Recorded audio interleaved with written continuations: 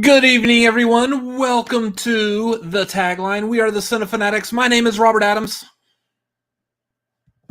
And his name is Mr. Mute Boy. Either it's muted for me or it's not muted for me. It's got to be one or the other. It's not. It's different every time. It's different every single time. My name's Chris Adams. You're just keeping our viewers on their toes is basically what you're doing. No, sometimes it's unmuted for me. Sometimes it's not. I don't know how these things are working or who's doing what or if it's doing it on its own. I don't know. We've been doing the Tagline for like a year and a half now, almost like a year and 3/4 or so. Still haven't gotten this down. And for some reason, something remains inconsistent for me. I don't know what it is. Still don't know how the YouTubes work. That's great. Guys, if you're wanting to help us figure out how the YouTubes work, make sure you drop in any questions, comments, issues, complaints, streamlabs.com/cinefanatics. That's a great way to get our attention right there. Also, patreon.com/cinefanatics. If you feel like we are worthy of your support, and you also have the means, please don't put yourself out for this, but if you have the means to support us on a monthly basis, please hop on the Patreon tier that is good for you, that you feel comfortable with. Don't put your fantastic. Don't put yourself out, but stick your foot out the door at least. Yeah, at least like dip a toe in just to see if it feels fine. Yeah.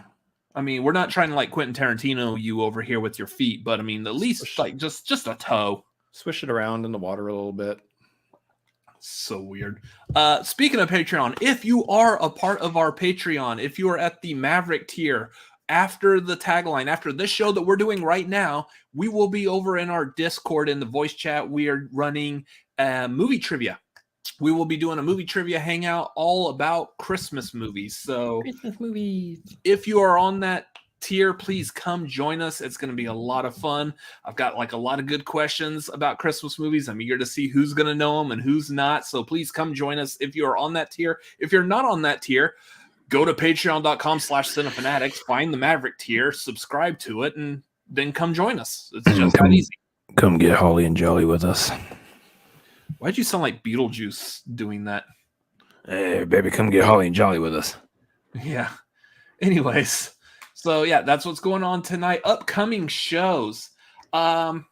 This past Friday, we did the Food Movies Marquee. Not this next Friday, but the Friday after, December 9th, we will be doing the Christmas horror movies. We're bringing back Tears for Fears for the month of December.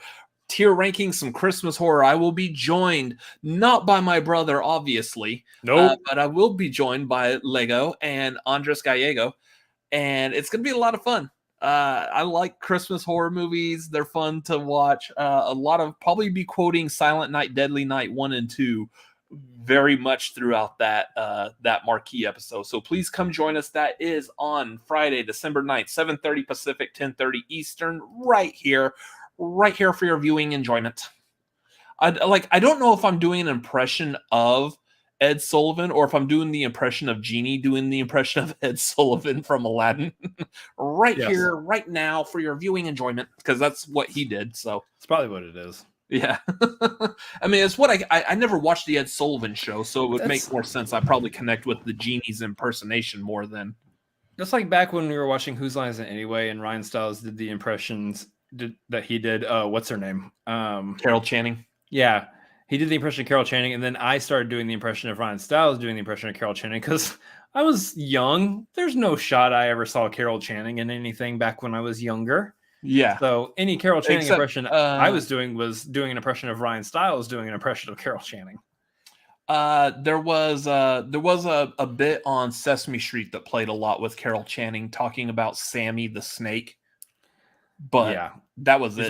That was all I remember of Carol Channing. So it was always like, I'm Carol Channing, and that was but Ryan Stiles did that so perfectly. It's just, anyways, so that's the marquee coming up. Garth, I hate to break your heart, dude. None of those movies are going to be asked about on the Christmas or the Christmas movie trivia tonight. You didn't study the right movies. Yeah. What you studied is the Christmas adjacent movies, but not the Christmas forward movies. Speaking of which, which leads us right into this next piece. Thank you, Garth, for being the plant in the audience. Yes, we do have the Cinefanatics podcast. Yesterday, we released episode 3 of the Cinefanatics podcast covering whodunit movies. If you have not seen or listened to this, go check it out almost everywhere that you can hear your podcast in the audio format, or right here on this YouTube channel if you want to watch the video format. I am proud to say the audio is perfectly fine in this episode. Yay! Just yay, go us. No problems with the audio at all whatsoever. It is in mono. It is of good quality. So please, it is of excellent quality. Yeah, if you haven't seen it or listened to it yet, go check that out. It was a lot of fun. We just recorded episode 4 of the podcast, which will be up on Tuesday. This one that we did today, whatever, is going to be... this is the one that I was anxious to do. This is one of the few ideas that I had for like talking about during the podcast, and this is one that I was like super anxious to talk about. It was a lot of fun. We had a really good conversation. Sipping the tea. Oh yeah. This is going to be one that, depending on your preference of Christmas movies, you're going to want to check this one out because it was a very good conversation, and it's not what you think it's going to be, but it is what you think it's going to be. I would argue that no matter what your opinion of the classic conversation, you should check it out either way. Yeah. We had a lot of fun with that. Is Home Alone a horror movie? That's a podcast. What we were talking about. that's a podcast right there. Is Home Alone count as a horror movie? Only if you're the wet sticky bandits. Probably shouldn't put their names together like that. The sticky and wet bandits. The wet and sticky bandits. The wet and sticky bandits. Yeah, no. What's funny though is we did have quite a bit of a conversation about Home Alone on this podcast. So yeah, stay tuned for episode 4 of our Cinefanatics podcast. That will be next Tuesday. It's going to be a fun one. I am eager to edit it just because I can't wait for everyone to hear it. Yes, that is a horror movie, but in a different way. That's great. Anyway, so yeah, that is coming out. Those of y'all who have been watching or listening to the podcast so far, thank you. Especially if you were one of the few people to make it all the way through the second podcast episode with the terrible audio. God bless your soul. Thank you for sticking with us. We appreciate that a whole lot. There's great rewards awaiting you in heaven. Yeah. Anyways, so that's what we've got going on. That's what we've got coming up. We'll dive more into what the Patreon benefits for December next month. Probably next episode, we'll have that figured out. Next episode of Tagline. So we'll make sure to update everyone on that. I will go ahead and tell people that the trivia for next month, if you notice, we're doing the Christmas movie trivia tonight. That's because next month, in celebration, I guess, of Avatar 2, we're going to be doing Patreon trivia of James Cameron movies. So, Garth, if you do want to study James Cameron movies, if it was a movie made by James Cameron, it's very likely to have questions in there. Directed by James Cameron. Are we going to put only directed? I don't know. I would assume so, considering the movies that we discussed. Possibly. I may. I may correct that. We'll see. You may throw some produced in there, or are you gonna do written by? Yeah, I might do like some produced or written by. I don't know. It depends on how I'm feeling, but I'll make sure to let people know if you're a part of our Discord. If you're on the Patreon, I'll let people on Discord know. Interesting. If we're just gonna stick to directed, or if I'm gonna venture outside of just the directed bubble. He may get a little wild and crazy, guys. He may dive into the written side of James Cameron. I actually don't know off the top of my head any movies that he did that he didn't direct. Like, I don't know movies that he may have directed. I'm pretty sure there are some, but I don't know of any that he didn't direct. So I'll look into that. Oh, hey, cool. Hey, my Apple Watch just broke in the middle of the stream. Look, the screen is dangling. Oh, that's fun. That's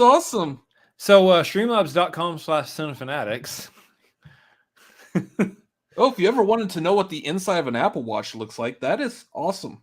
On tonight's program, we're going to talk about movies and dissect Apple Watches. The latter of which was not intended. Yeah, I was not expecting my watch to fall apart all of a sudden. Anyways, moving on. Did you get your steps in today? I don't know, but my screen did. Yeah. Sitting there jiggling the screen. Anyways, I'll fix that later. What movies have we watched over the past couple of weeks? So it's been a couple of weeks. We didn't do Tagline last week because of Thanksgiving. So we got a couple of things to catch up on. What movies have we watched over the past 2 weeks? I'll start. Okay. One of the movies, well, the two movies that I have to share tonight are two movies that we both equally saw for the first time. We both saw these movies. One of which we talked about during the food marquee, which was The Menu. We didn't really do a review for it. Didn't get around to getting an actual review out for it, but we did talk about it a little bit on the marquee.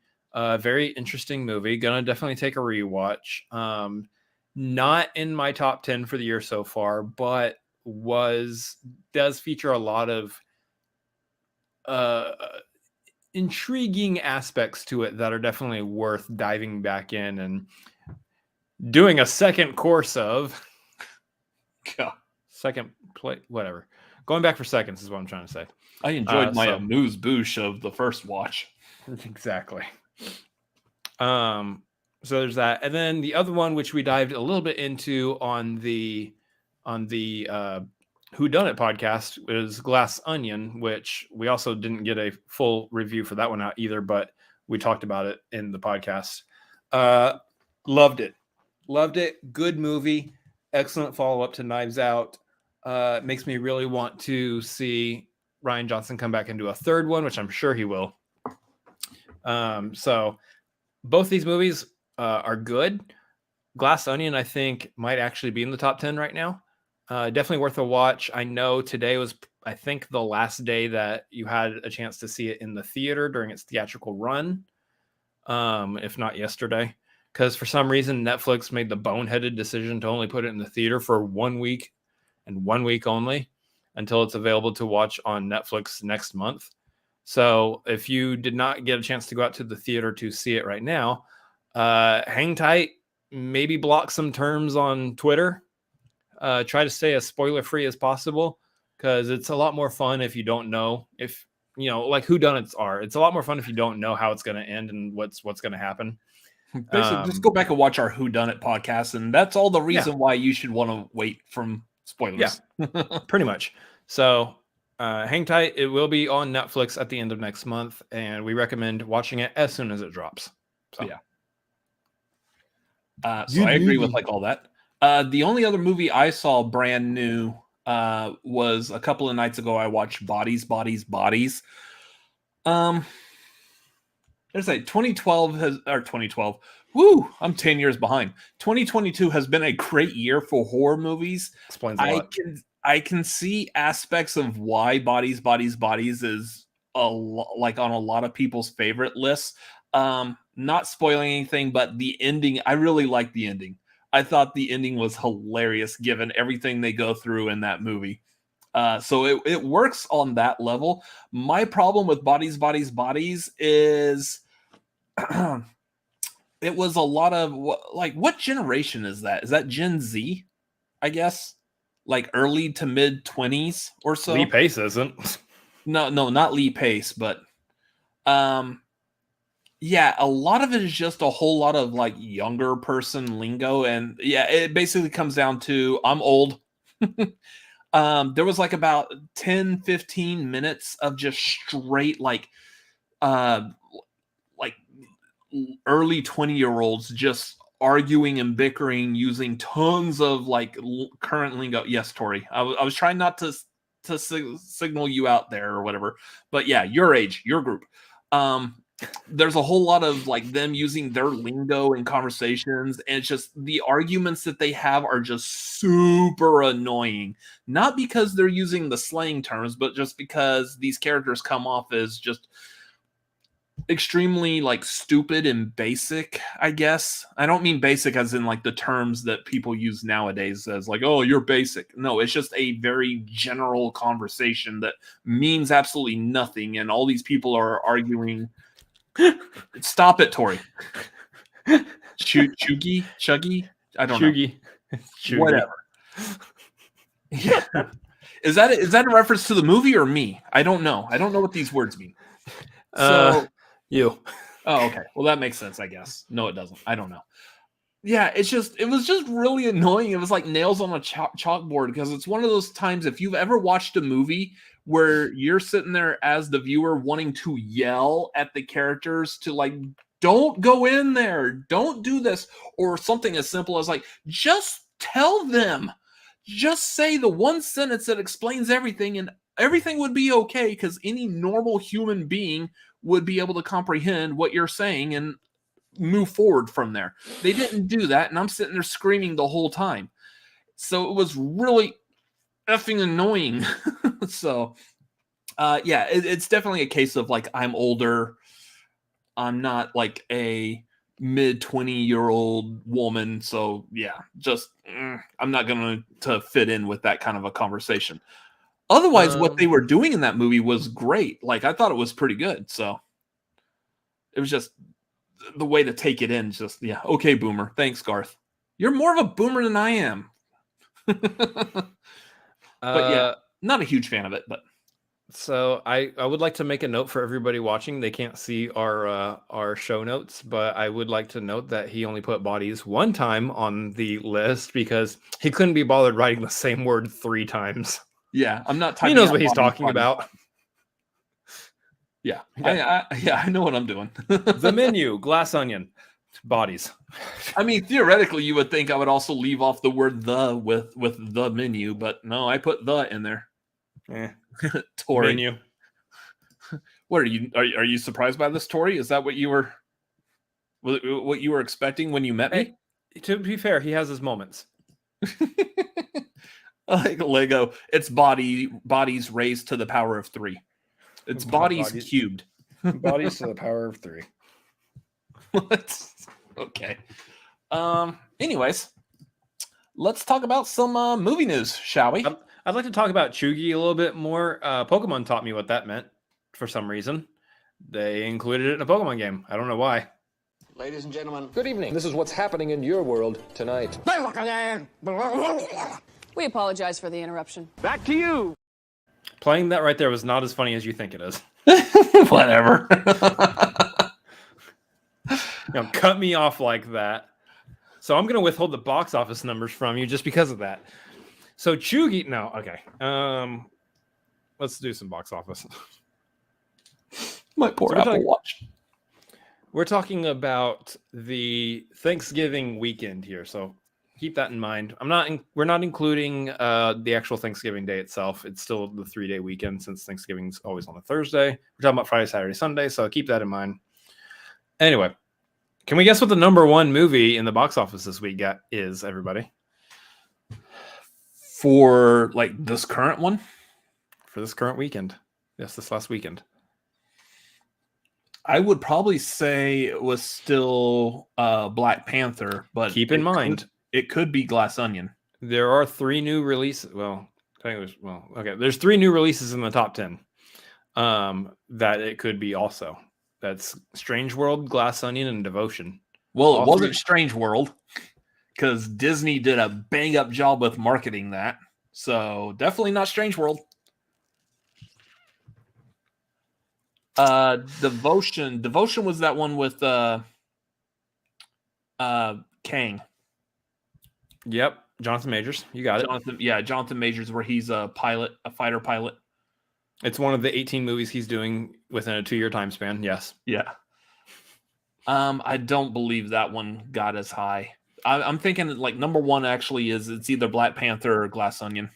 The answer is Black Panther. It's still Black Panther Wakanda Forever, which informs to me, and this is a small discussion we could probably have here. I think that might be the reason why Strange World wasn't marketed as much on the back end leading up to its actual release. I don't know. I'm proposing an idea here. I'm not saying this is 100% what they went with, but I'm proposing that they didn't market Strange World as much so that they can continue getting the pull for Black Panther Wakanda Forever. Meaning they didn't necessarily plan out those releases spaced out enough. They probably should have released Strange World either before Black Panther or maybe 4 weeks after, maybe a month after Black Panther. I don't know. So what I wonder with that idea, though, is now in a seemingly post-pandemic, I don't know if we're 100% post-pandemic yet, but we're in a closer to post-pandemic world. Poster pandemic than before. What does that mean in terms of revenue? Like, is Disney just okay with the fact that they know that they'll put Strange World on Disney Plus like here in about a month or so, probably? I think so. And there will be a lot of people that will watch it there. Because it's the holiday time, people are going to be home anyway. So I think they're probably going to lean more on promoting that one on the Disney Plus side. In fact, I almost guarantee we will see a lot more promotion for Strange World when it comes to its release on Disney Plus than we did in the theater. And I think what it is they already had it set to release in the theater. And what they probably want to do is probably use it to promote Disney Plus for the holiday season. So I could see them doing that. I could see them doing a lot more marketing for it around the time that it's going to come out on Disney Plus. Yeah, Garth, I know. Yes, I know. We're closer to post-pandemic than we've been before, which I guess is the definition as a of whole. post. As a whole. Yeah. Anyway, so yeah, Strange World is number 2 in the box office. Say Black Panther, real quick, made about $45.5 million in its third week, which is not bad at all. I believe that thing still made. I think it still topped over Black Adam's entire box office run at that point in its opening week. So there you go. So doing 45.5 million here is not too bad. Strange World is number 2. Got that family demographic, you're going to pull in families here. So Strange World is number 2 with 12 million. Not too bad for, I guess, for its, well, actually it's terrible. It's not great at all. No, I'm saying it's not too bad. That movie is not doing as well as it should be doing. Well, again, all numbers are domestic too. Number 3 is Glass Onion. Number 3 is Glass Onion at 9.4 million, which, I don't know what you expect to make monetarily from a movie that you're only putting into the theaters for a 1 week limited engagement, and then expecting to pull everybody over to Netflix. So I guess 9,400,000 is a good number for only 696 theaters for 1 week.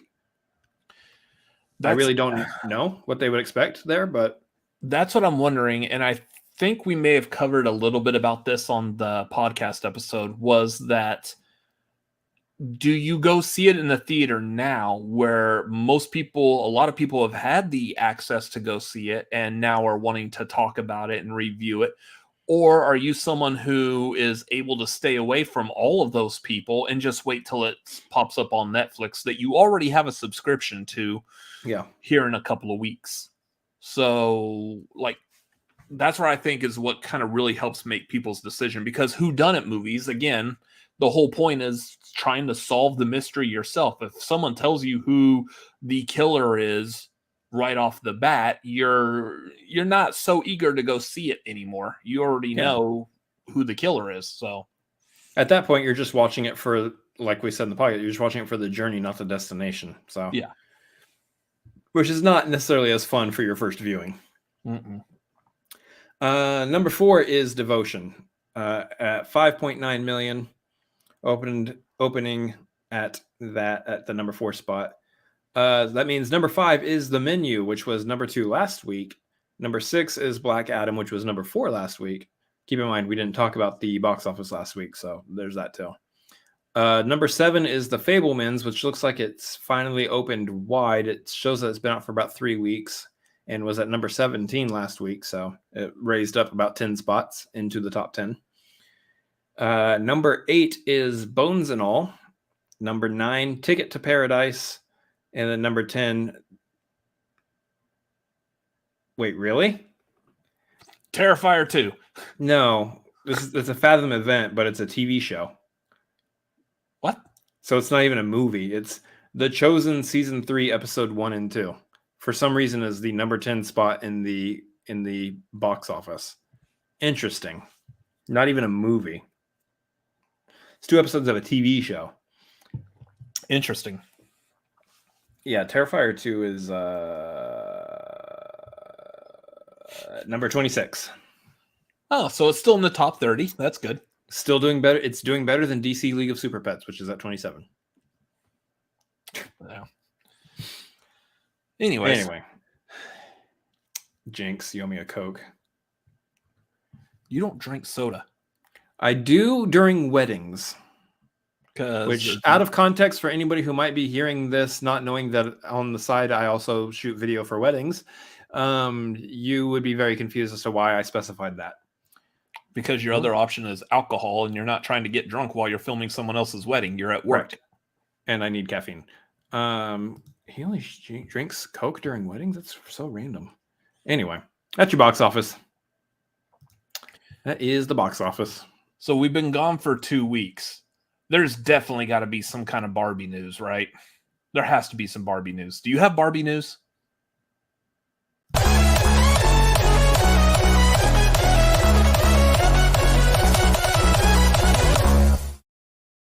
Yeah. Oh, okay. Yeah, that's Barbie news. Here's the thing about Barbie news. We almost did not get Greta Gerwig writing and directing this movie. Here's the headline. You ready first? Barbie writer worried that movie could be a career ender. And to be fair, she's not wrong. She's not wrong. That could be something to take her off the map. Even though I believe Greta Gerwig is fantastic, it's a make or break idea doing a whole entire live action movie about Barbie. Because Barbie has the potential to be very corny, is what I'm saying. So she had an interview with The Hollywood Reporter, and the writer-director described why it was so terrifying to take on the iconic children's toy. She says, and I quote, "It felt like vertigo starting to write it. Like, where do you even begin? And what would be the story?" She said, and I think it was that feeling I had was knowing that it would be really interesting to air. Usually, that's where the best stuff is, where you're like, I am terrified of that. Anything where you're like, this could be a career ender, then you're like, I should probably do it. Yeah, so Greta Gerwig, who was not originally signed on to direct this movie's taken a bunch of different shapes in the course of its time being made. One of which was initially Anne Hathaway was signed on to star as Barbie, and then the studio, I guess, decided to want to take it in a different direction, and they signed Amy Schumer on as Barbie to do a completely different idea. That's not a different direction. That's like, hey, instead of going to California, let's go to Mars. Let's just leave the planet. That's a little bit of a different direction. However, they decided to land on Margot Robbie, and they got Greta Gerwig to write and direct it.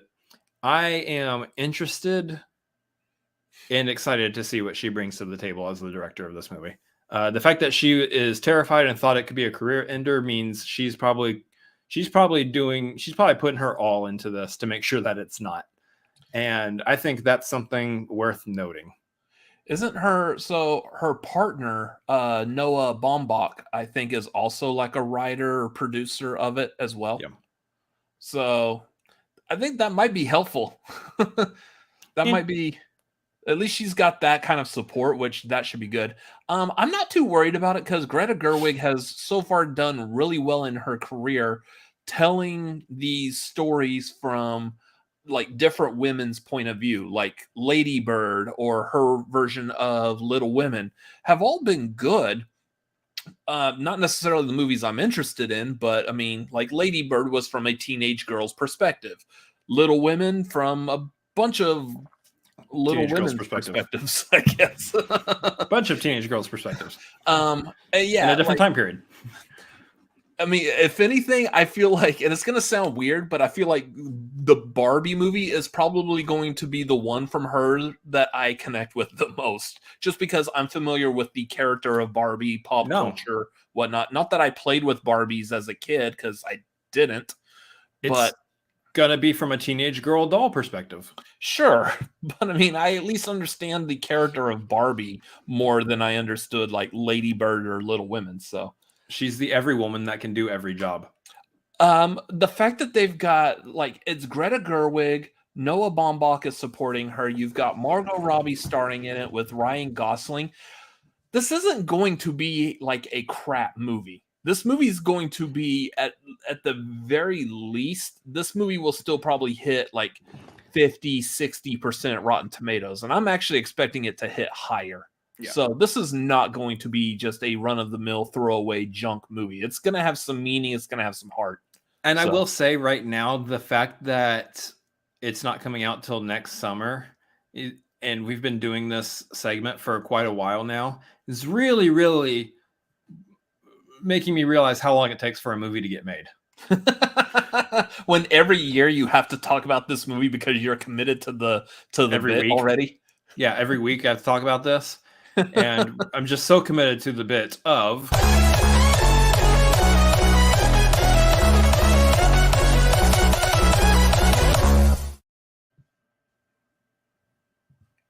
how was your Barbie watch?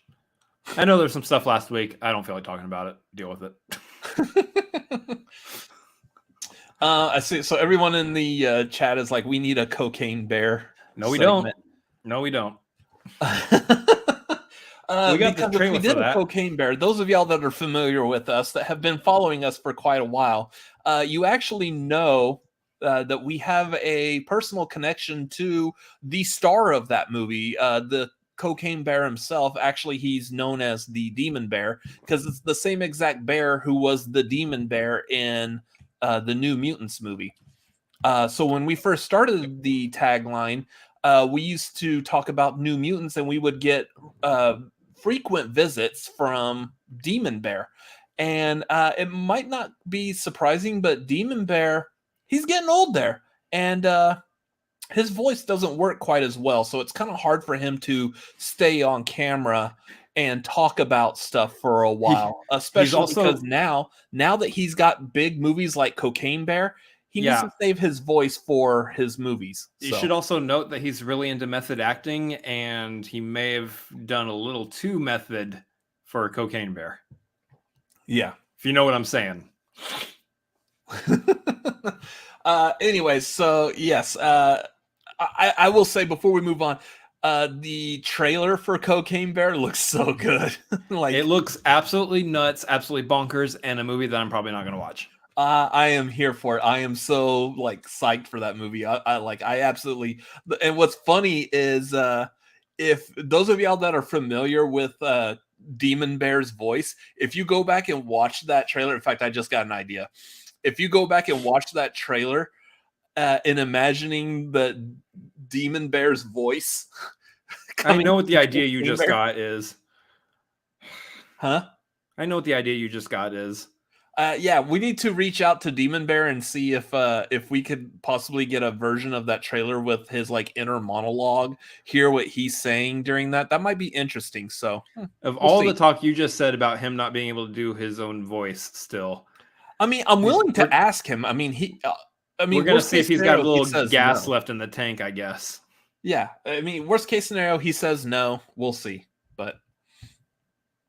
I don't want to see the Revenant Bear anymore, Jeremy. Thanks. Just no. I've had enough of Revenant Bear. Okay. Why? Huh? Why? Because I'm the Revenant, so I don't need to be face to face with that bear anymore. Speaking of, I don't know what you're talking about. What do you mean you're Revenant? I don't get that. Speaking of that same bear, fun fact: did y'all know that he was also the stand-in double for the bear at the end of Midsommar? The Demon Bear or the Revenant Bear? No, the Demon Bear. Oh, really? Yeah, I did not know that. Yeah, he had to put up with multiple days on set of having a human inside of him. Oh, that's got to be awkward. Weird. We need to see about scheduling some time with Demon Bear to bring him back to talk to him about all this. Oh, we'll see. He seems to be very busy right now. Probably. He's going to be doing a live action. I heard he's going to be doing a live action Coca-Cola commercial, and they got to paint him white, which is going to be good since he's coming right off of Cocaine Bear. I mean, you strike while it's hot. I mean, again, look at Jonathan Majors and all of his movies that he's doing this year. You might just kick him out. Strike while the bear is covered in white powder. Anyway, this was a stupid bit. What I like is I've seen all the people in the chat. I don't know how many of y'all are actually have been around long enough to know the Demon Bear. God damn it, Tori. I do know it's all done. Thanks, Tori. Anyways, let's move on to actual movie news. Yes. Not the fake stuff that we might come up with. Antonio Banderas has said that he would like to see Tom Holland take over the role of Zorro, and the internet collapsed. Absolutely not. Nope. So, I mean, he's doing this based off of his interaction working with Tom Holland on the Uncharted movie. And he's like, that kid has a good head on his shoulders. He could potentially embody a role like Zorro. In the meantime, the internet's like, no, give that to someone of some kind of Latino background, ethnicity. Why would you have a white British kid be Zorro? Oscar Isaac. Yeah. To which I say, go back and watch the Mask of Zorro. They had, who was it? Anthony Hopkins was like the previous Zorro, and I think he was playing like a Spaniard, which gives me all kinds of vibes of Sean Connery playing a Spaniard in Highlander, but whatever. Here's the thing though, like, I don't know, like, if Antonio Banderas was necessarily meaning that Zorro could be played by anyone regardless of ethnicity, or if he was like had an idea in his head for a story that supposedly would actually focus on the mantle of Zorro being passed off to a white person. I don't know if that was the idea in his head, if he intentionally was like, oh yeah, just anyone could play Zorro. If he was being completely inclusive, just anybody can embody that part. Not like, say, like Superman, Clark Kent. We all know Clark Kent is typically a white guy. I know there was that whole thing about like them making a black Superman, but I believe that was actually going to be a completely different character. He wasn't. Yeah. It wasn't going to be Clark Kent, and they were just making Clark Kent black. Yeah, I don't know if that's the thing here, because Zorro, the character of Zorro, could be different people playing Zorro, different fictional characters. So I don't know if that was his idea, is that just this Zorro is a white guy playing Zorro. But I don't know. I'm hard passing either way. I like Tom Holland. I think he's great.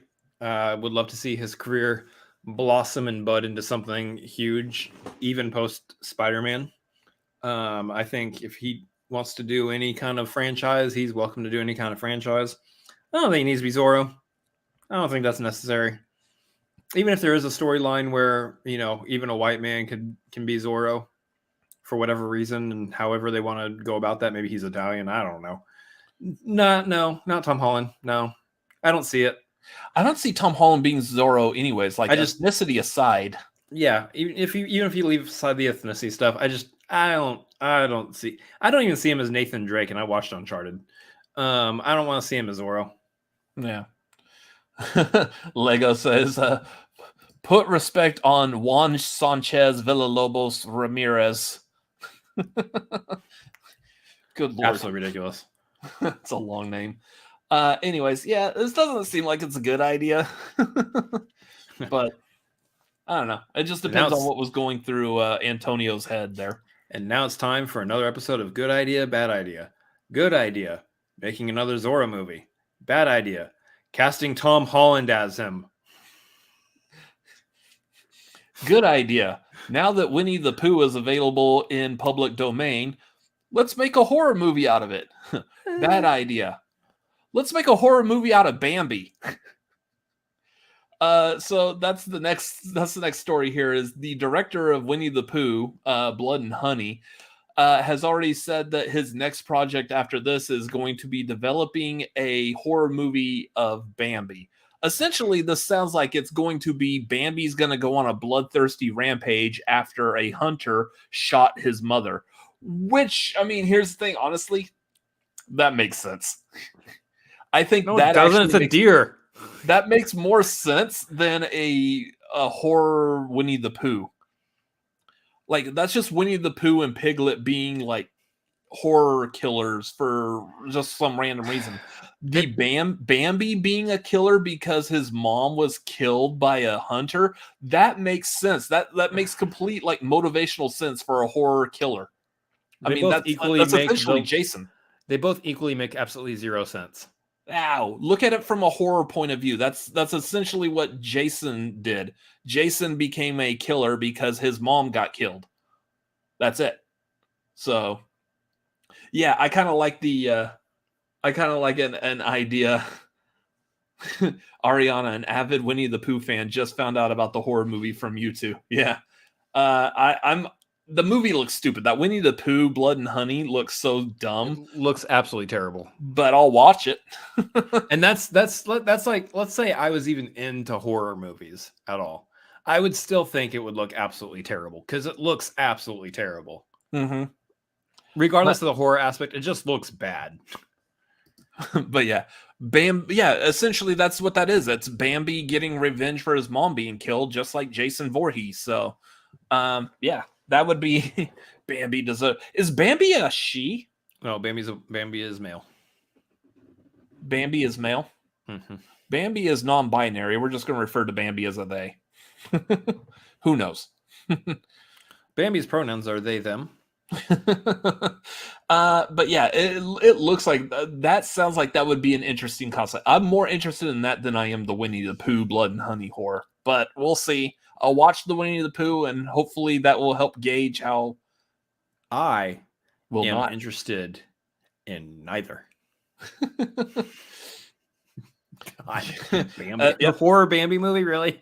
Can we do a horror Pinocchio? We already got that. That was the one that Disney released on Disney Plus back in September. No, that was not horror. And I beg to differ. You may have had nightmares from it, but that does not mean it was horror. Although I did make that joke that Pineapple Express, no, Polar Express was a horror. Was horror, so yeah, well, maybe. But yeah, that'd be funny. Do not search Bambi sex for an answer. No, Garth, no, because Rule of 34 is out there. Can't say that I was intending to do that at any point in my life ever. Nope. You should, if nothing else, you should Google like what gender is Bambi. I don't know if that works nowadays either. I don't know. God, you're old. All right. All right, Boomer. Okay, Boomer. Oh, there was a horror Pinocchio. That's right. Pinocchio's Revenge back in the 90s. I remember seeing that. It was on the shelf right next to the horror Jack Frost and the Ginger Dead Man.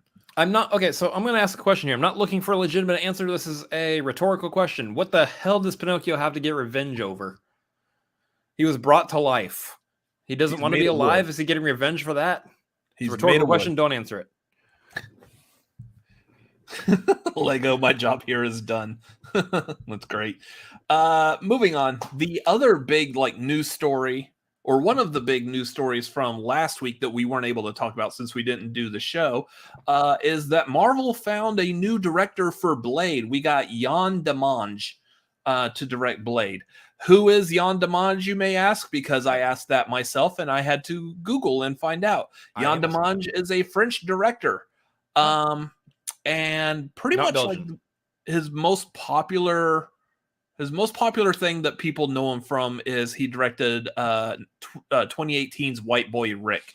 He's a French director. He's not a Belgian director. Why? Just asking. Okay. Yeah, so he did White Boy Rick. He also worked on the first and only season of HBO's Lovecraft Country. So Anyways, is he white? I believe so. I do not see a picture of him. Let me see if IMDb has a picture. I believe he is. Oh no.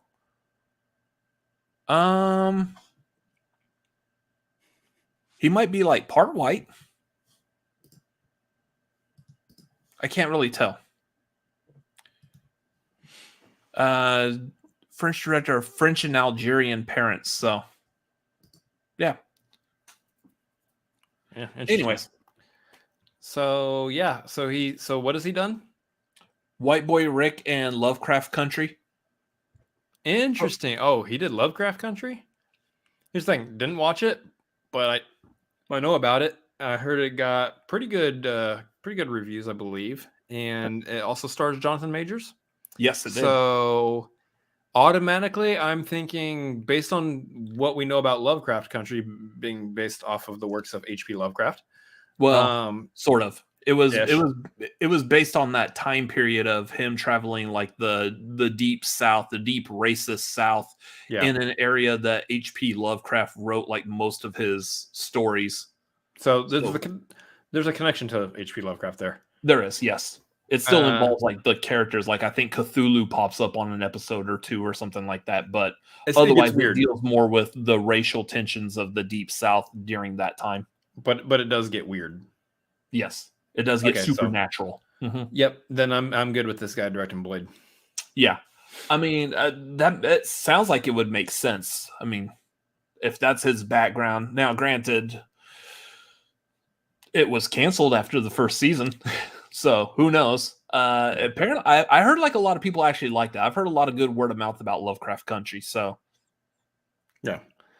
But anyway, I feel like this would be good. I know, like, one of the things we heard about the Blade movie was not only the director dropping out, but also hearing from, what's his face?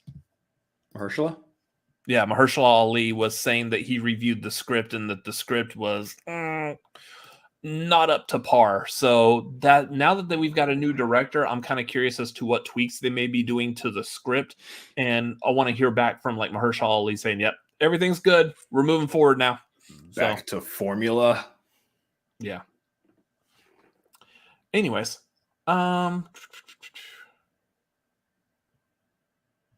was the reference that you made? It was a comment that Garth left on our Whodunit video. Okay. Anyways, next thing. Ong Lee is set to direct a Bruce Lee biopic. Ong Lee has casted his own son, Mason Lee, in the role of playing Bruce Lee, which is all kinds of nepotism. But, I mean, in some cases, is nepotism necessarily a bad thing? Well, so in this instance, are we talking about someone who looks the part and can act the part really well, regardless of their family, who their family is? Yeah, I don't know of anything from that Mason Lee is in. So then you have to wonder, like, was there an audition process? Because this is where I would start saying that maybe the nepotism system isn't bad if he had to undergo the same process as anybody else would have for that role. Did he have to audition for it? Did he get callbacks? All that kind of stuff. Was there multiple people that they were looking at for this role, and he was just one of them? That's the situation, because otherwise, if it's just a situation where it's hey, I'm going to make this movie, and I'm automatically going to make my kid the star of it. Oh, I remember him. He was in Hangover 2. You remember Hangover 2 where they go to Thailand and they got like I forgot what his relation to the whole thing is, but they have I try not to remember Hangover 2. They had like the little Asian kid that they were like carting around in Thailand, Teddy. That's him. That's Mason Lee. I don't remember. Yeah. Anyways, looking at a picture of him now, I could see him potentially playing Bruce Lee. But I mean, again, my only thing that I know him from looking at his filmography is The Hangover 2. And he apparently directed an episode of Fresh Off the Boat. So And we know that Ang Lee is very hit or miss on his movies. He has some hits and he has some misses. yeah. So yeah, some of it could be pretty good. We'll see. I feel like here's like Ang Lee. I feel like most of his hits have been stuff that is diving into some form of Asian culture. Like Crouching Tiger, Hidden Dragon was good. The Hulk, not so much. What did he do? I think he did Assassins with Antonio Banderas. I wasn't a big fan of that movie, but Brokeback Mountain has some acclaim to it. yeah, okay. So there's that. Well, we'll see. Like I feel like this might be something that Ang Lee is very capable of doing perfectly. But yeah, like this might be one I at least would want to see us get a trailer before I can really like pass any kind of like favor on whether or not I'm looking forward to this. It sounds interesting. Definitely the casting of his son looks pretty interesting, intriguing, at least that now that I know who his son is, what I recognize his son from. But yeah, we'll see. Also, really good question. Will they have Brad Pitt beating him up in the movie? Very likely no. Well, why not? That was the best part of Once Upon a Time in Hollywood. Yeah. The part where the character Brad Pitt was playing was definitely able to take on Bruce Lee. Where we just piss off all of Bruce Lee's like family, relatives, and legacy. Yeah, let's do that again. That was a great idea. As good of a movie as that was, that made no sense, but okay. Yeah. I do see like everyone in the comments are like going hard on the what nepotism did give us, like Nicolas Cage, Kurt Russell, Michael Douglas, Robert Downey Jr. These are all good ones. So yeah. I just feel like every time I've heard, like when I was younger and I heard of nepotism, I'm like, that's not fair. Just because you're famous doesn't mean everyone else gets a shot. But yeah, y'all are all given like great examples where like that potential nepotism there has worked out well and has given us some great actors, some great acting. So yeah, like I'm kind of on board with this as long as it actually works. Life of Pi. Yeah, that was another Ang Lee that was I don't know. Yeah, underrated. Life of Pi was good. I haven't seen it, so yeah, Life of Pi was good. Yeah. Anyways, moving on. Before we get to the big topic about the Oscars, let's talk about the big topic that we would have talked about last week. Yeah.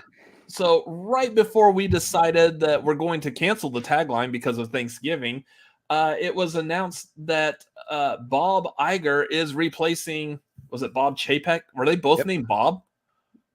Yeah, catch up. There's a Bob from Office Space. So Iger was replacing Chapek. Chapek was stepping down, and they're going to bring Iger back in his place, which is fantastic for anyone who's a Disney fan, because Chapek was definitely making some questionable decisions, or in some cases, I would say like a lack of like a timely response on some things. And the response that he gave on other things was just awful, just not great. I understand like the timing. I will take the timing of it. I will give him at least like some kind of a credit on that, just because I understand as a CEO for a massive company like Disney, it's not as much as we, the common folk, would like to think that you should be able to make a hard decision immediately and get that out there. You can't do that with a big giant company like that. It's not feasible. It doesn't work that way. So like I'm okay with giving him a little bit of like whenever there was stuff going on and everyone was looking to him for some kind of a resolution. But yeah, it was like, what was the decision on there? That was what was weird about that. Yeah. Here's the thing. I think generally, unanimously, everybody's on board with this decision because Bob Iger is probably one of the best CEOs that company has seen. In terms of like just business side of things, most of what we know Disney to be doing nowadays with Lucasfilm, with Marvel, just running on all cylinders, and you know, that train's not going to stop anytime soon. You have Bob Iger to thank for that. Mm-hmm. He is the genius who decided to do the things that they are currently doing. So for him to come back, also he seems to have a right mind on his head in terms of how to approach the public on various subjects and whatnot too. And seems to be very beloved by everybody. As it seems. So, him coming back and saying, "All right, no, I'm going to go ahead and take the role back over from Chapek." That was not a good decision. My bad, guys. We shouldn't have put him in charge. I'm going to go ahead and not quite retire yet. I don't think we're looking at a situation that's going to be long term, though. I think, this was because they just needed to get Chapek out of there, and Iger knows how to do the job. I literally think that's all it is. I don't think that they have anyone else lined up yet, but they're going to find someone who's probably going to sit under Iger's tutelage for a little bit, and then they will replace Iger with that person. Like you foresee Iger's probably going to be replaced within the next maybe 2-3 years at most, type of thing. Yeah, the man wants to be retired. He's earned a retirement. I don't see him staying back in this role again for too long. Just long enough for us to wash the this is gonna be a weird way to say this. Wash the taste of Bob Chapek out of our mouths. Just move on.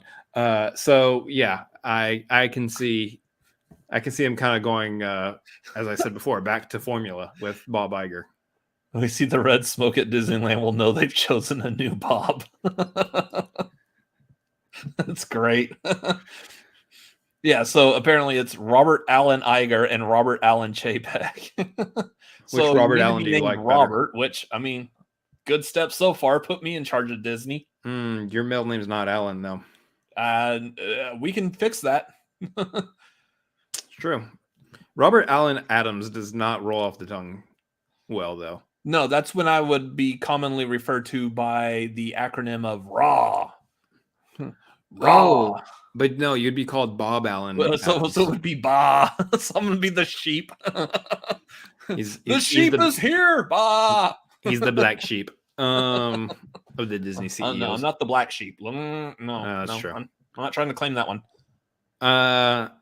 It's the Allen Adams that doesn't really roll with me as well. Yeah. It's got to be a consonant. Anyway, sticking too long on the name thing. Yeah. What the people are watching the show for. Bob Iger coming back. I don't think he's going to be making any major decisions for the company. I think he's literally just being the figurehead again for a little bit until they get someone else raised up and ready to take the role back over. I don't see any more major decisions happening for Disney while he's heading up the organization again. So this is big news just in the fact that they're getting Chapek out, but it's not big news in terms of what are we expecting from Disney in the next 2 to 3 years. Anything crazy?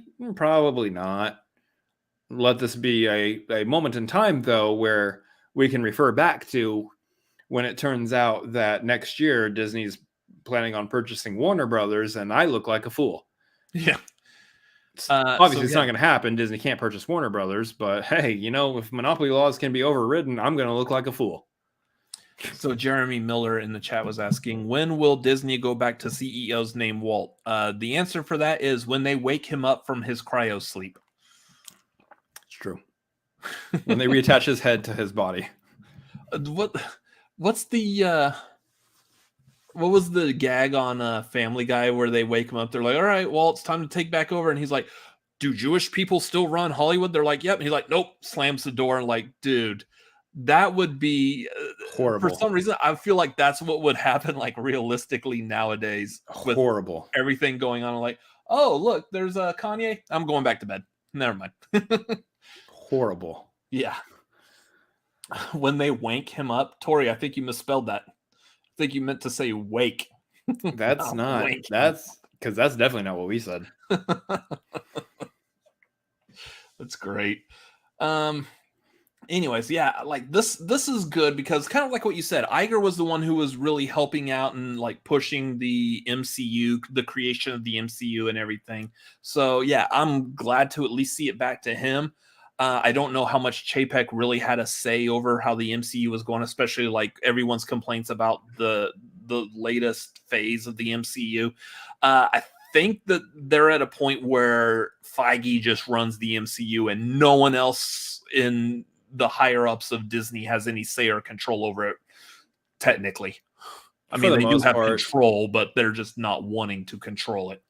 They just don't need to, because Feige's got it under. He's got it under control. They don't need to touch anything. Yeah. Anyways, so moving on, let's talk about the big one for tonight.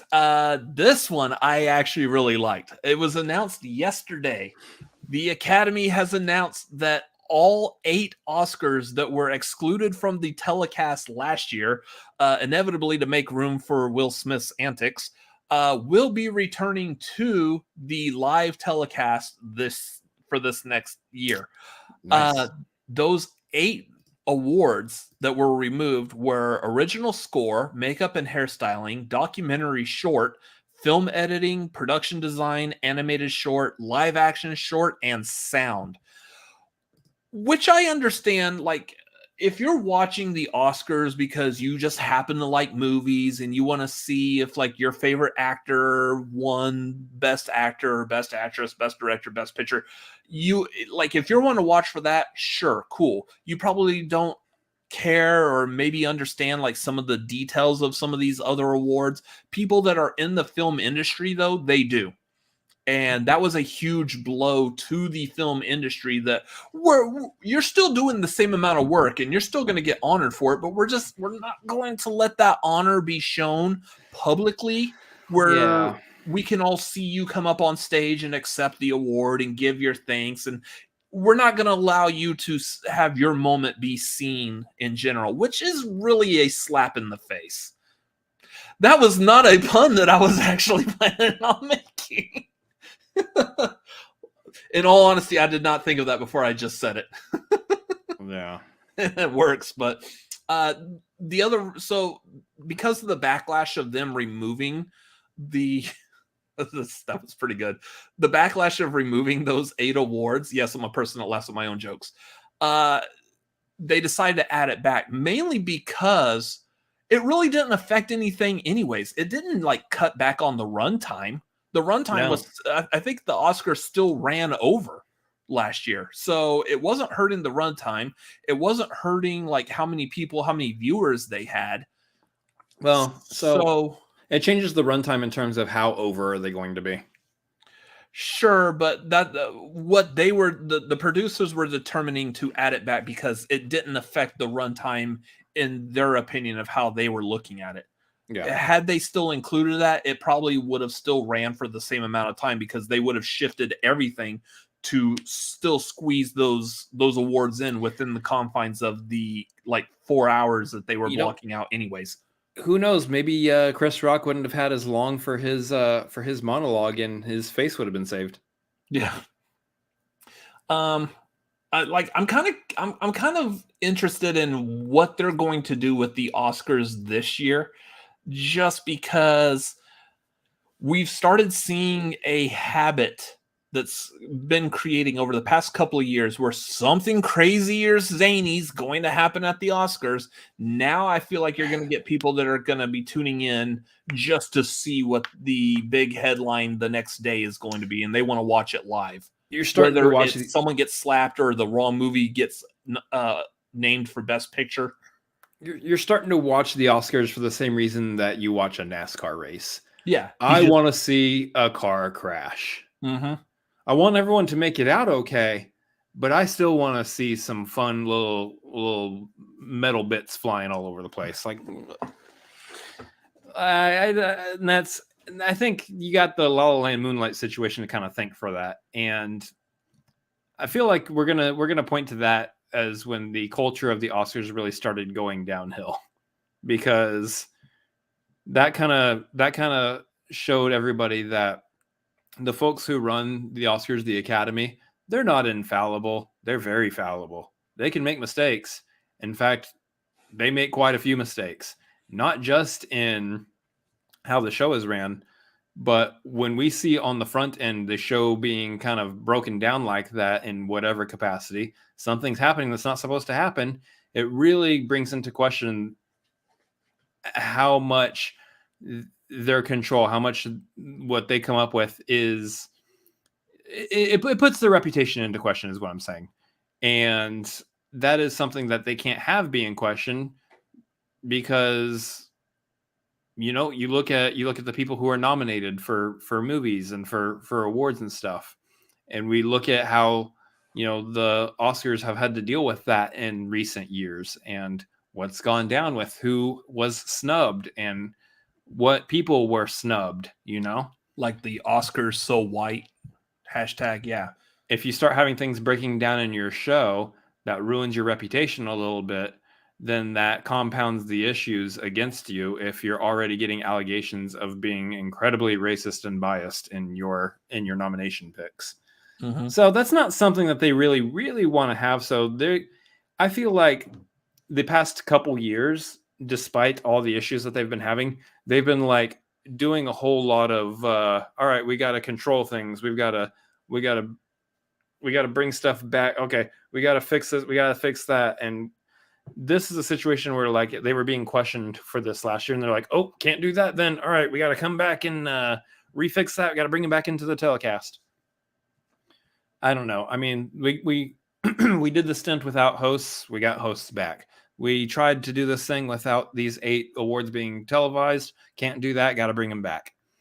So I think eventually we will get an award for best stunt performer, because people keep harping on about that too. So eventually they're just going to buckle and do everything that people argue for them to do on social media.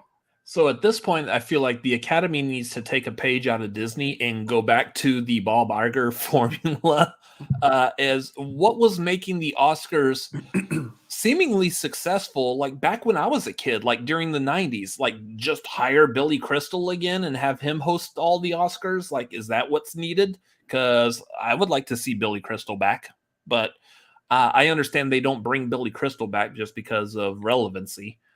They want to go with someone more relevant nowadays. And back to formula. Back to formula. Yeah. I like Jimmy Kimmel as a host. I think Jimmy Kimmel does a good job hosting as well.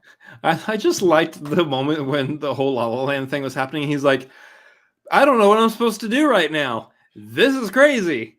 Or he just walks up to Warren Beatty like, Warren, what did you do? Warren, what did you do? Funny. And then what made that instance fun, and this is why it's great getting someone like Jimmy Kimmel, who also has their own show that they host like right after. He was like, all right, like on his show, he's like, let me explain what actually happened, while still making, like, he added it as a part of his monologue, making jokes and stuff, and it played very well. I liked it. I do like. So I think they've done that before. They had, who was it that they had hosting it? It was Steve Martin, and I forgot who hosted it with Steve Martin. The Oscars? Yeah. Was it like remember. Alec Baldwin? I think it was Steve Martin and Alec Baldwin both co-hosted the Oscars one year, and it was all right. Like, I don't think it was like fantastic, but yeah, like I would be down for letting Steve Martin and Martin Short co-host the Oscars, especially because like Jeremy's saying, they're co-hosting an episode of SNL coming up, and I guarantee that's probably going to be one of the funniest SNL episodes ever. Yeah, I want to see both of them. Actually, I want both of them and Selena Gomez.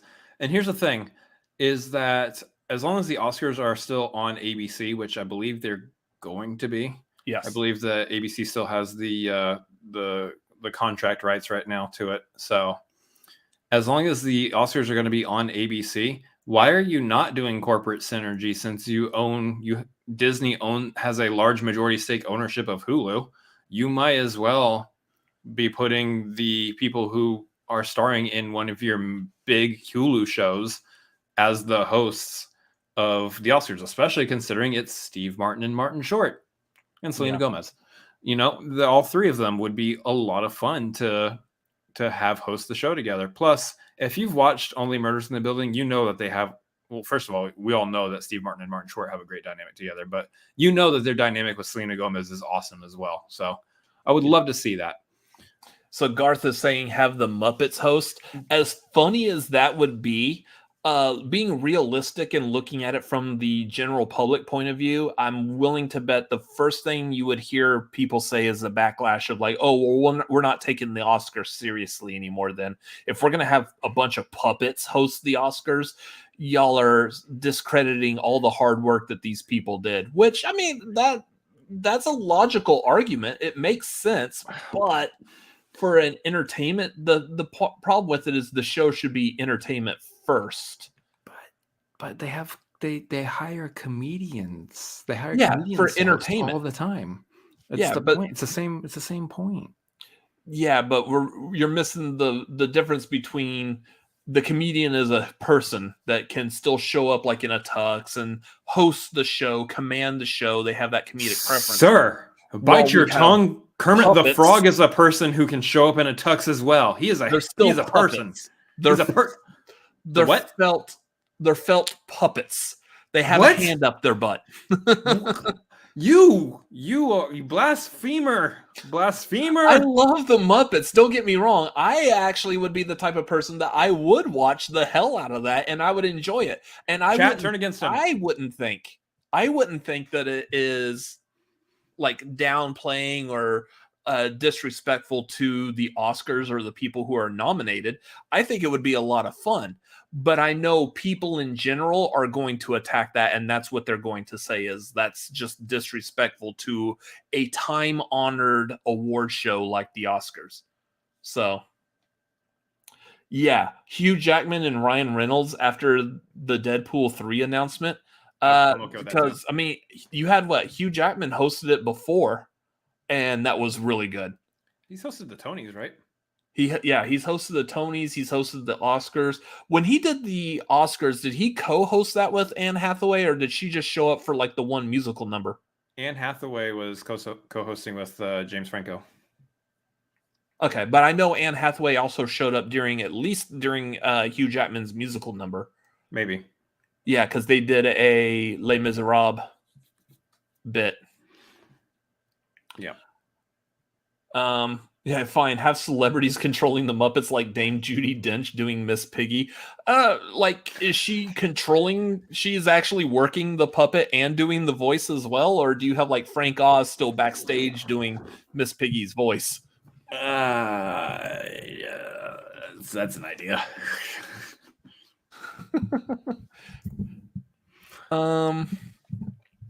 Also double checking. Yeah, Frank Oz is like 78 years old. So I don't know. Does he still do Muppet voices? I don't know. Or has he retired from it? I mean, we know the original voices are not doing all of the Muppets anymore because some of them have obviously passed away. But I'll say he was credited as Yoda's voice in the Obi-Wan Kenobi show, but it's credited as archive material. So yeah. He didn't record anything new. Yeah, that's what I say. He's not recording anything new for Yoda. It doesn't look like The Last Jedi, and I think if Yoda. Well, no, they didn't have Frank Oz. They didn't have Frank Oz doing Yoda's voice in Clone Wars, so I don't know. He did do Yoda's voice in Rise of Skywalker, and of course he was also the lawyer in Knives Out. Mm-hmm. So yeah, he's still seemingly working. I just don't know if he's going to be willing to do a whole show like that. Plus that means you have to get all the puppeteers and their voices. Yeah, I don't think they're doing that. I honestly think, from the production side of things, it's not feasible to do the Muppets. As fun as it would be from like the entertainment purpose for the audience, I just think from the production side, it's just too much. It's too much effort when they're already dealing with a show that they cannot keep on the rails every single year. Just having normal humans doing the things, I don't think they're going to get the Muppets to host anytime soon. As much fun as that would be, I just don't think it's just feasible from a functional standpoint. Anyways, to bring it back to the actual topic, I'm a huge fan of these 8 Oscars being back in the telecast because absolutely. Granted, if you're watching movies and maybe you don't know like the extent of editing, like what does that really entail when you're putting together a movie? That editing is very. When we make videos, I'll tell you from our point of view, from like the podcast videos that we do for our channel, I'm editing that podcast video. Those podcast episodes are taking like roughly, let's say about an hour, as long as the audio is good and everything. It takes, that whole episode runs for about an hour. It takes me about 2 or 3 days to edit that video. In conjunction with everything else that you're doing as well. Yeah. When you see the camera cuts and zooms in on either me or my brother during that podcast episode, that is an editing cut that I'm having to go in and do. Sure, the whole video may be an hour long, but you're looking at something small like that may take a couple of minutes. And I'm doing that multiple times throughout the episodes. That's not even including anything else I'm doing, like any pictures or images, any cutaways to clips from a video or a trailer or something to kind of highlight what we're talking about. Those are all things that take a certain amount of minutes to get those pieces of video edited in. That's a lot of work, and that's just on a small podcast. I'm not talking about like what is actually entailed in editing a full feature-length movie. That's insane. Like the cuts that you make, the choices that are done, and some of that is done specifically on purpose to help the story, the narrative of the movie. That's a lot to do. And to be able to do that perfectly, that's, yeah. Yep. So, yeah. It was always weird to me that they left these ones out, because it's like, that really does feel like, you know, you're saying you guys are not as important as these other ones. Mm-hmm. I know that's probably not their intention. They're probably going, no, we don't actually think or feel that way. But the implied way it looks is that these ones are just not as important to put on TV as these other ones are. For whatever metric you're gauging that by, whether it's people's interest in those particular awards or whether it's from a time perspective, it just makes more sense to highlight these over these. Either way, you are dictating in some form or fashion that these 8 awards were not as important as the other ones.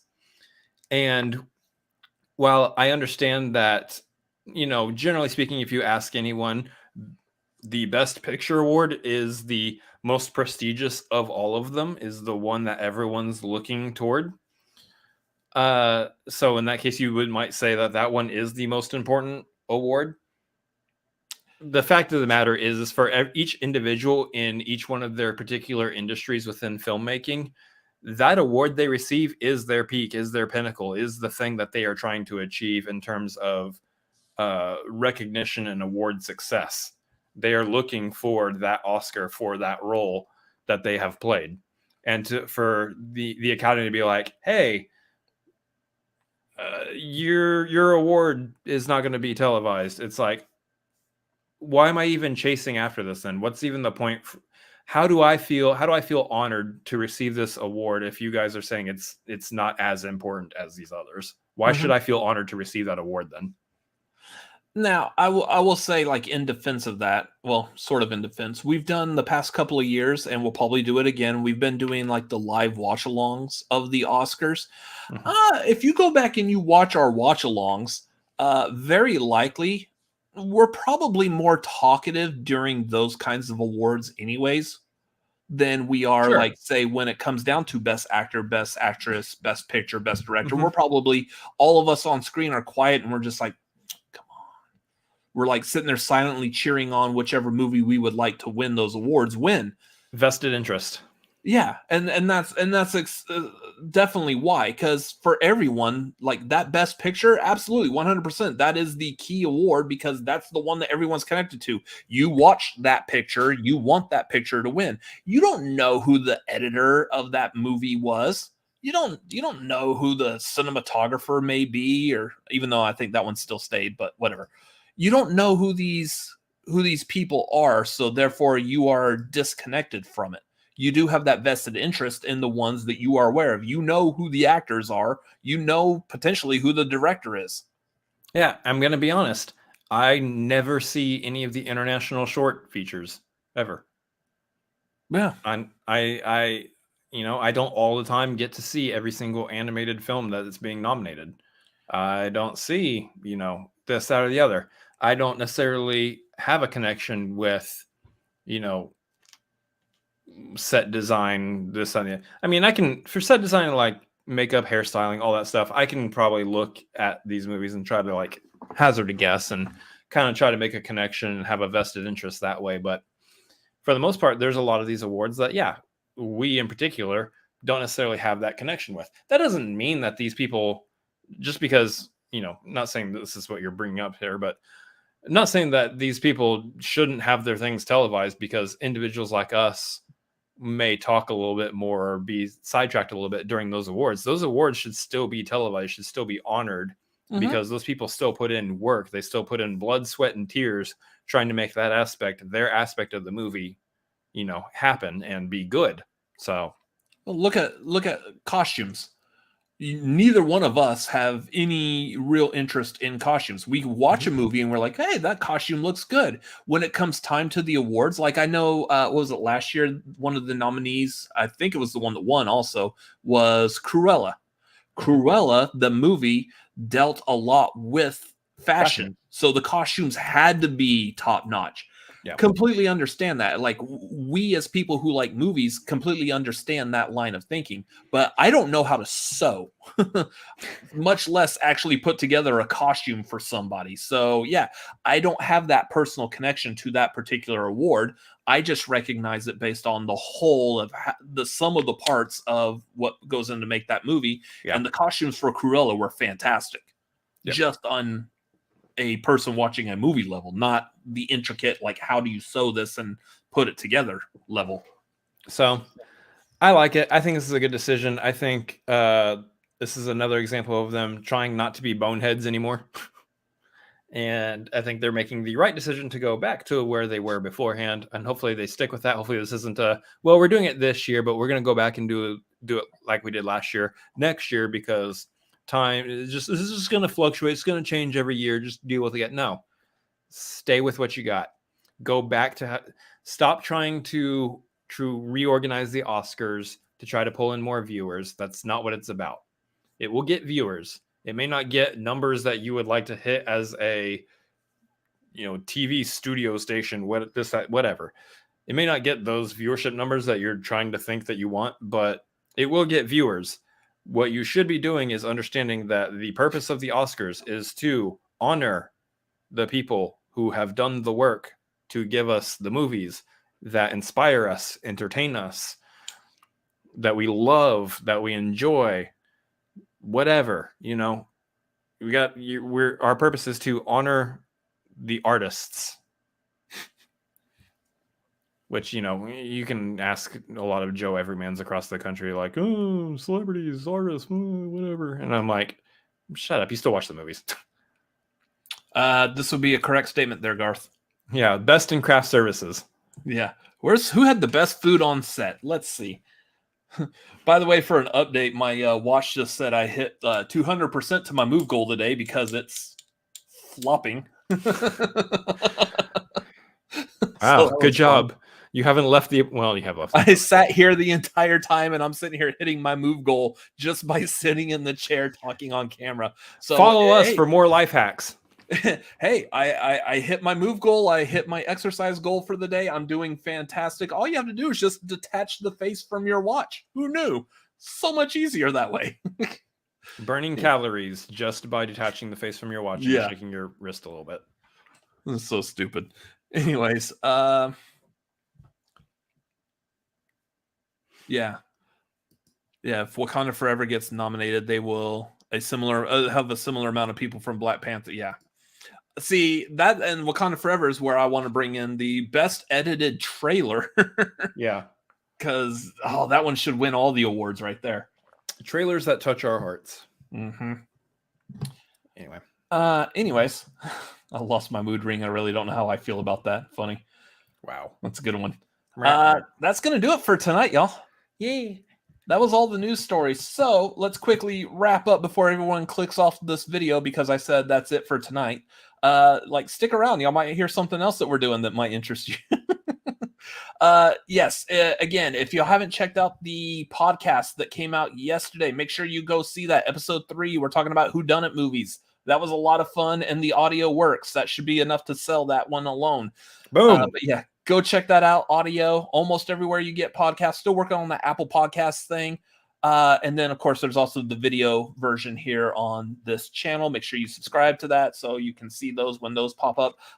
Next week's podcast is going to be a really good episode. Really good episode. That was a fun conversation, and I think it's one that hopefully puts to rest a lot of arguments, discussions that happen roughly around this time every year.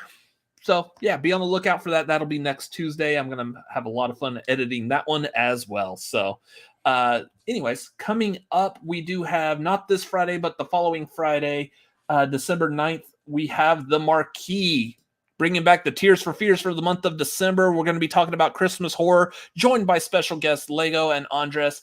We're going to have a lot of fun with this one because I like Christmas horror movies. Some of these, if you have not seen them, please go check it out, especially that Better Watch Out.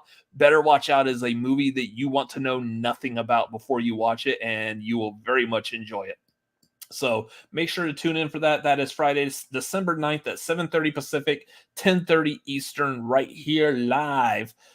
Otherwise, if you are part of our Patreon at the Maverick tier, here in a little bit, we will be heading over to our Discord in the voice chat running movie trivia. So right after this is over, I'll probably pop in there like immediately. If y'all want to come hang out, we'll probably like wait for a little bit until 10 o'clock Central Time. So yeah, 8 Pacific, 11 Eastern. Just give it about like almost 30 minutes right now. But yeah, I'll head in there if y'all want to head in and hang out for a bit. But if you are not a part of the Maverick tier and you want to join, we're going to be testing people on Christmas movies, so it's going to be a lot of fun. I got some good questions lined up for that, so hop over there if you want to join the Maverick tier real quick. It's patreon.com/cinefanatics. Hop on that tier, join, and come join us. So yeah, otherwise I think that is it for everything else. Make sure you follow us at Cinefanatics MLP on Twitter and Instagram. You can follow me personally at Robert Adams MLP, Twitter, Instagram, Letterboxd, and youtube.com/@Robert Adams MLP.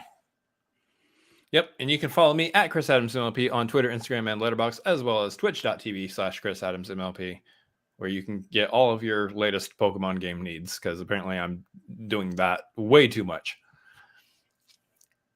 Enough to beat like a video game like within like what a week, few days.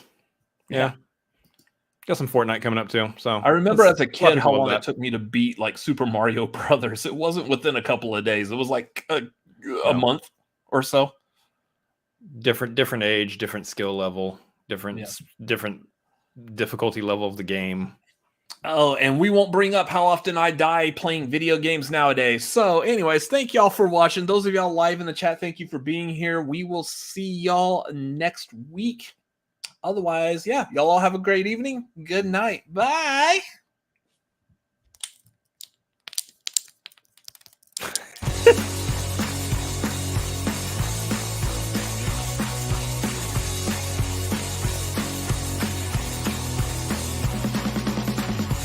Clickety clack goes the